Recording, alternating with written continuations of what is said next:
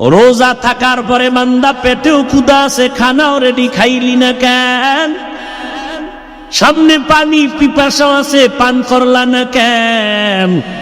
এই সময় আমি রোজাদার, খাওয়া হারাম, পানি পান করা হারাম। এখান থেকে 11 মাসের সব কইরা টাইট করবি, বাকি 11 মাস অনেক খানাও দেখবি, সামনে ক্ষুধাও আছে, পিপাসাও আছে, কিন্তু খানাটা পেটে দেওয়ার আগে একটু চিন্তা করো বা খানাটা হালাল নাকি হারাম। রোজায় সাধনা তোমাকে শিখায়, বাকি 11 মাস টাইট করো।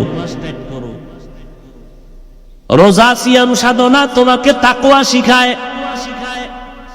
রোজার মাসে রোজা রাইখা গোপনেও যেমন তুমি গুনাহ করো নাই,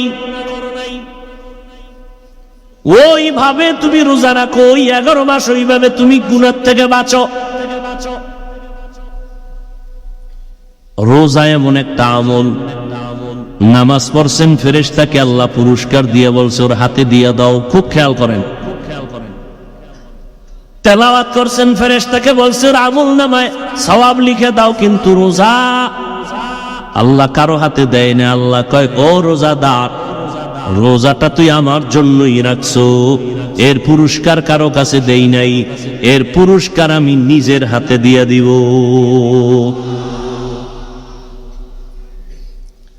আরেক তরজমা সৌমুলি ওয়ানা আজিজি বিহির তরজমা হলো ও রোজাদার, তুমি আমার, আমি তোমার। রোজাদার তুমি আমার, আমি আল্লাহ তোমার। এই কথার মধ্যে কোনো ফাঁক আছে? যদি আল্লাহ কয় তুমি আমার, আমি তোমার, কসম আল্লাহর, সে বিনা হিসাবে জান্নাত। তো সমস্ত মুফাসসিরিনে কেরাম বলেছেন আল্লাহ সব রোজাদারকে বলবেন না তুমি আমার, আমি তোমার। ওই রোজাদারকে আল্লাহ বলবেন তুমি আমার, আমি তোমার, যেই রোজাদারের মধ্যে থাকবে 6টা গুণ। কয়টা গুণ? 6টা গুণ। আল্লাহর ভয় তাকওয়া অন্তরে ঢুকান রোজার মাধ্যমে, আল্লাহ ওয়ালার সোহবতের মাধ্যমে। তাকওয়ার মূল স্লোগান গুনাহ থেকে নিজেকে বাঁচাও। গুনাহ থেকে বাঁচাইবেন কেমনে? জীবনটা তো দুইটা ভাগ হয়ে গেল, একটা পেছনে আর একটা সামনে। পেছনে গুনাহ তো করেই ফেললেন, এখান থেকে নিজেকে পবিত্র করার জন্য একটা মেডিসিন লাগবে, কান্না ওয়ালা তওবা। আর সামনের জীবনে গুনাহ যেন না হয়, এই জন্য করতে হবে আপনাকে তাকওয়া অর্জন। তাকওয়া থাকলে বান্দা গুনাহ থেকে বাঁচতে পারবেন। আর এই তাকওয়া অর্জন করার জন্য খাঁটি আল্লাহওয়ালা মুত্তাকি তাদের সাথে সম্পর্ক রাখতে হবে। এরে নবীর উম্মতের দল, আপনারা এখানে যারা বয়ানে বসছেন, 2-4 ঘন্টা আলেমদের বয়ানে বসার পরে জীবনেও যারা নামাজ পড়েন নাই, আল্লাহকে সাক্ষী রেখে বলেন এতক্ষণ আলেমদের সামনে বসার কারণে আপনার অন্তরে মরণের বিষয়, আখিরাতের বিষয় একটা ধাক্কা লাগছেনি?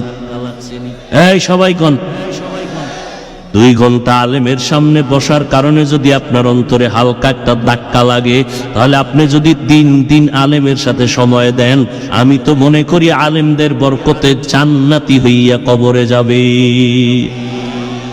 ও কলিজার যুবক, কয়দিন আর যৌবনের বাহাদুরি করবারে বাবা? তোমার পায়ে হাত রেখে বলে গেলাম, আমার আল্লাহ তোমার উপরে কিছু চাপাইয়া দেয় নাই যেটা তুমি পারবা না।